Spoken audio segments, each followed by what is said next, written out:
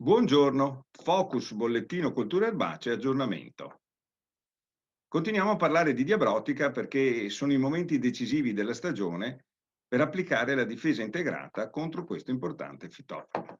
Nella precedente puntata abbiamo informato che il modello previsionale di Davis aveva individuato che la grandissima parte delle uova di diabrotica era ormai schiusa e che quindi era possibile seminare mais dopo mais senza un rischio apprezzabile di danno all'apparato radicale e senza avere una emergenza di adulti significativa da quei terreni.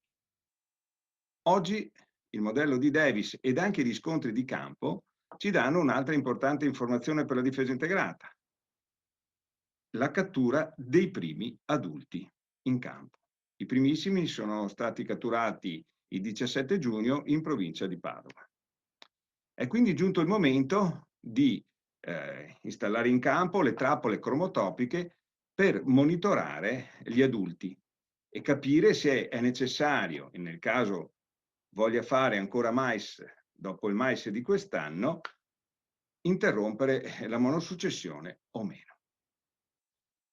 In pratica, se installiamo le trappole cromotropiche in tempi brevi, noi, in base al numero di adulti in 3 o 6 settimane successive, possiamo capire se superiamo la soglia di danno o meno.